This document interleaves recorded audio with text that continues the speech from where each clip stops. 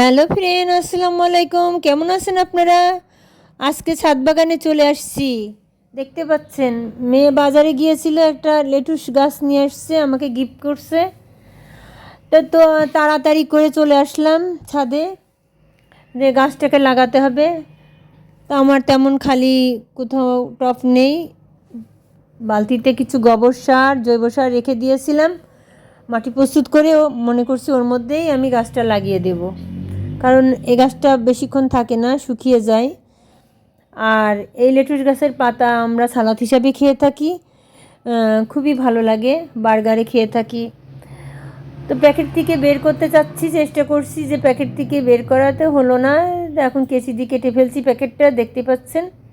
তো যারা ছাদ বাগান প্রেমিক ভাই বোনেরা আছেন, আপুরা আছেন, বন্ধুরা আছেন, তারা তো যারা গাছ ভালোবাসেন তাদেরকে বলছি, তা আমার ভিডিওগুলো দেখবেন আর কমেন্ট করবেন। তা আমি খুব আলতোভাবে প্যাকেটটা ছিঁড়ে নিব, কারণ শিকড় ছিঁড়ে গেলে তো আবার গাছটা মারা যাবে। চেষ্টা করছি খুব আলতোভাবে, তো এই জন্যে প্যাকেটটা কেটে নিলাম। বন্ধুরা, আপনারা যারা গাছ লাগান, গাছকে ভালোবাসেন, তাদেরকে বলছি উদ্দেশ্য করে, এই যে সাইড থেকে যে পুরাতন পাতা আছে, যে কোনো গাছ আপনারা যখন লাগাবেন তখন কিন্তু সাইড থেকে পাতাগুলো কেটে ফেলবেন।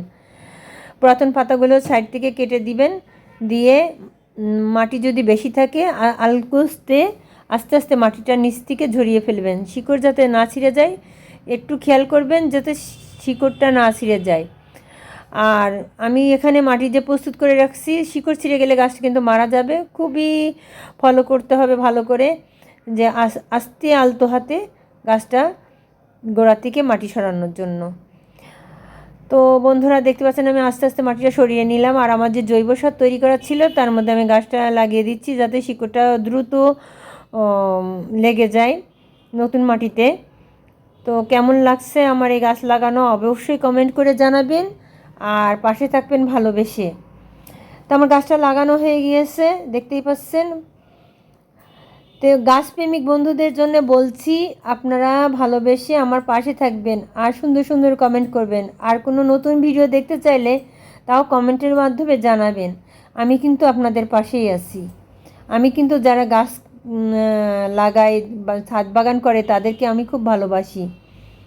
তা আমার গাছটা লাগানো হয়ে গেল। তো বন্ধুরা, খুব চেপে চেপে সুন্দর করে লাগিয়ে দিলাম।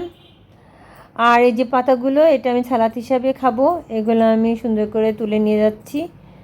তো কেমন লাগলো আমার গাছ লাগানোটা অবশ্যই ভালোবেসে পাশে থাকবেন। তো রাখি বন্ধুরা, আল্লাহ হাফেজ।